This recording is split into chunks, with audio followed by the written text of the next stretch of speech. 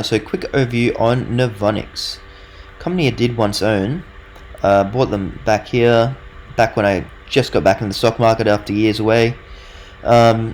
Because it looked like when they got to 2030, they're going to do 150,000 tons of graphite, making $5,000 a ton, was meaning 750 million in EBITDA. And they were only selling for 500 million at this stage.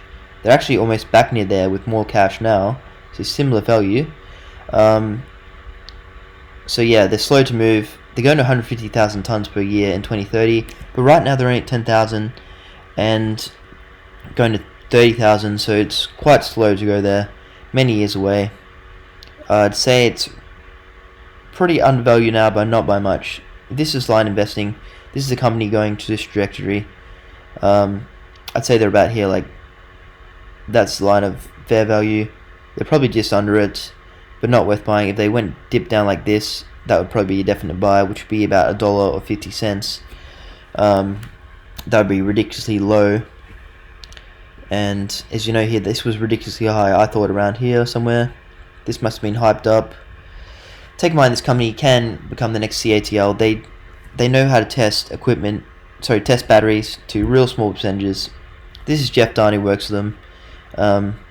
So basically, people think LFP is longer cycle life, but actually Jeff Dahn, who tests it in the lab every day, has made an NMC battery last a lot longer than LFP, lowering the voltage. Still has more energy density just by lowering the voltage a bit.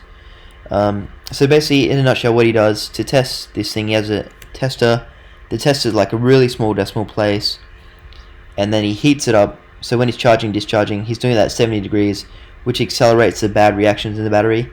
So it tells him pretty fast what works and what doesn't within 2 weeks, and then obviously they test it for longer at lower reasonable temperatures to back up what they found. And so he knows what works in a battery. So he's working for NMs. He's working for Novonix. So and then they're making this anode because they found out this anode makes it last a long time. So that's what they're working on. So and they're doing it with hydropower. It comes from petroleum coke, which is a byproduct of petrol, synthetic graphite. One of their partners is the supplier of that, and all the processing will be done with hydroelectricity, so it's good in that regard.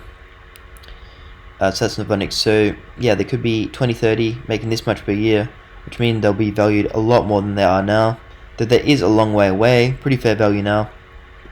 And that's just the anode side, making 750 million per year. You've also got the cathode side, which are doing a pilot plant for now, and that could pretty much make similar numbers. Novonix don't have to send away their cathode to get it tested somewhere. They do it in-house, so they're probably fast to the ball. And they got this dry processing technology, which also saves a lot of operational costs and probably capex costs as well. It's a better way of doing it, and they're figuring it all out. So they're first to the ball. They have to figure out how it works, but they're getting there. So take in mind, they're 770 million. They got 180 million in cash. We can come back here. Cash. Oh, I just missed it. So this was a slightly old cash and cash equivalents. I think it was around 180 or something. Yeah, here we go. So pretty much Novonix is back where they started here. A bit more, but they got 200 million in cash. So to build that 200 million factory, they've already got the money. So take in mind, this factory that they eventually build to do this much per year might cost them this much or more to build it. So it's not free money. They might have to loan that money from somewhere. But they're ramping up to, right now they can sell that. So right now they're doing 10,000. Really rough video, but hopefully you enjoy it. 50 million a year, so they can make that $50 million a year. And obviously don't have to loan money, because if you're loaning money, the person who's loaning the money wants a share of the pie, and therefore diluting your company. So my final thoughts on Novonix. Value right now, reasonable value, not rushing out to buy it. If it went to $1, you'd probably reconsider it. Yeah, definitely around $1, I'd probably jump in and 50 cents ridiculously low. I'd jump in more. Right now, decent, but not worth rushing out to buy. Okay, so like and subscribe if you want more videos like this. Basically, how I see investing, company is on this way. The price might go like this, and you have to buy low, sell high. I don't think this. I think if you ask Warren Buffett, he might think a similar thing. What are your thoughts? This makes sense to me. The company looks like it's going to do this, most likely, with how the world's going. The share price is here right now. Take in mind, this is like 100 days apart. So one day you see it go up 10%, you're like, oh, buy more, because you have FOMO. Then it descends at going back down if you're not looking at the value. So the market normally can do a lot of things, but the market will normally agree with you. If you value your company correctly and it's way overvalued here, you sell. It could go up the next day, but normally the market will agree with you if you've done the valuations correctly on rough figures. Just my opinion. What do you think? So like and subscribe more videos. I'm looking into natural graphite companies now. This is the next company I think will go well. $33 million. They're going to have natural graphite mine, which will make them, after spending $100 million, they'll make $100 million per year selling natural graphite. And they can do this because we need so much natural graphite to go to batteries. People want that. The graphite in the Tesla right now is only $1,000 for your whole Tesla, where lithium's more like $5,000. So there's room for the graphite price to grow. It's not in shortfall now, graphite.